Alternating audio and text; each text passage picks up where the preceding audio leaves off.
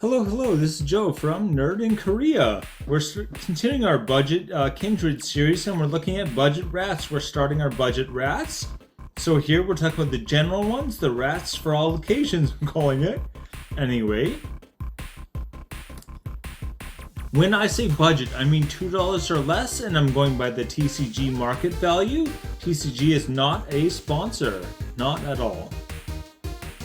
So what about rats, okay? Rats, their main color is black.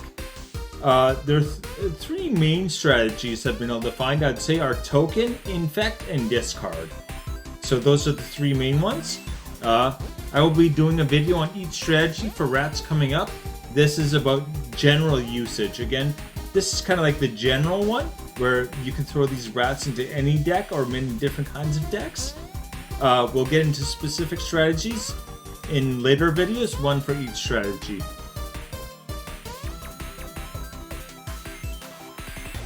Okay, Scrib Nibblers is our number 5. You can tap it to exile the top card of player's library. If it's a land, you gain 1 life. 1 life is okay. Landfall, so whenever you play a land, you untap this. So it is 2 and a black for a 1/1, which is not great to start with. Tapping to exile the top card of someone's library may sound not great. Where it is very useful is a counter strategy, right? If someone is using a lot of top deck manipulation, like a lot of scry effects, if they're using Miracle especially, right? Scry and Miracle together is super powerful. This can just like shut it down. This is something where, you probably don't want this all the time, but it can be useful in a lot of situations. Alright? Also, if they're playing with the top card of the deck revealed, like they have something where they can cast something from the top of their deck, but they have to play with it revealed, you can just keep exiling the thing that they want to play, right? So if like green has a lot of things where they play with it revealed, and if it's creature, they can play the creature from the top of the deck and maybe even get some other kind of bonus. As soon as a creature comes up, you can just exile it, and that way you basically reduce their hand size by 1 is what you've done, and you've canceled their ability. Anyway, it's also somewhat useful with mill strategies, but it's not great for that really. I wouldn't look to this as like a real mill card, obviously, but anyway. It is 34 cents.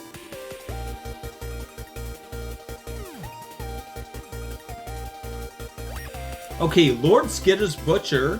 Again, I feel like the first 2 are the most niche, but anyway. ETB, you get to choose from 3 options, so that's very flexible, having 3 options. Anyway, create a 1/1 black creature token that can't block. Sacrifice another creature. If you do, you get to scry 2 and then draw 1, which is very powerful, I think. Or creatures you control gain menace. Okay, I think if you're just playing this in most games, you'll probably want to do the last one.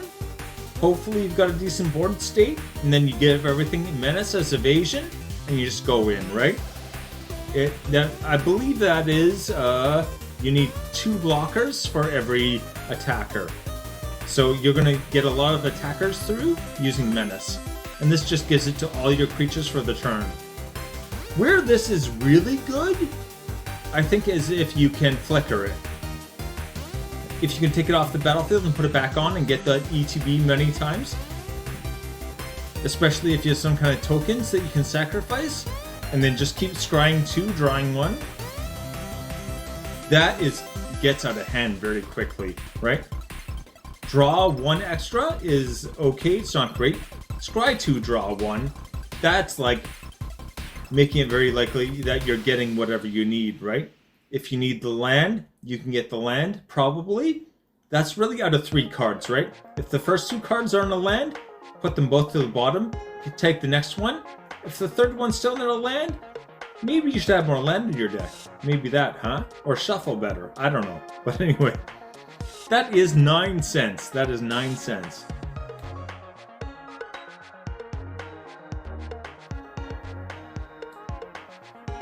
Lord Skitter's Blessing, so we have Lord Skitter's Butcher and Blessing on here. So when this one enters the battlefield, you create a Wicked Roll token. Basically, one of your creatures will get a +1/+1 enchantment. Okay, it's a token enchantment. And if you put another Wicked Roll token on that, the first one goes away, right? It goes to the graveyard. And when it goes to the graveyard, it will do 1 damage to each opponent. Okay, so that's very good. And at the beginning of your draw step, if you control an enchanted creature, you lose 1 life and draw an additional card. So this is doubling your first card draw, which is amazing. For 1 life is, I think, fully worth it. You do want to make sure that you have an enchanted creature. Again, it makes an enchanted creature, so I think even getting the +1/+1 enchantment on a creature, that can be removed and then deal 1 damage to every opponent. That's already almost worth the 2 mana. This is only 1 in a black, right? So it also has, where you get extra card draw. That's actually kind of crazy, right? You're going to be drawing extra cards from this enchantment. It does cost you 1 life, but 1 life for 1 card is very worth it, right? It's really not a hard condition to fulfill. This is one of those cards where it's like, yeah, you're not drawing a lot of cards. 1 card extra is not a lot, but I mean, in a turn, how often do you cast more than 2 spells in a turn? You're probably going to net more than you're using, and that's, I think, what's really important.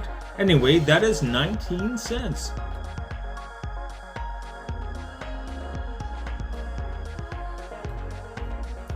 Crypt Rats, okay. So, again, this deals X damage to all creatures and all players, including you, right? This does damage you as well as everyone else. Still can be very useful. Make sure you just have a bit more life than everyone else. And done. Hey, you win. Anyway, so it is kind of like a board wipe and damaging players in 1 card. That's insane. I'm sorry, but that's crazy. But one major condition, you must use black mana, right? To pay the X cost, it has to be black mana. There's a lot of ways to create tons of black mana. So Cabal Coffers or something, and yeah, good to go. It as long as you've got creatures with lifelink or something like that, some kind of life gain, or even leech effect, which black is big on, this is just going to work, this is going to basically win you the game right here. This is almost not, I don't want to call it a win con, but it's close. Anyway, it is 44 cents for that one. 44 cents that can win you a game, though.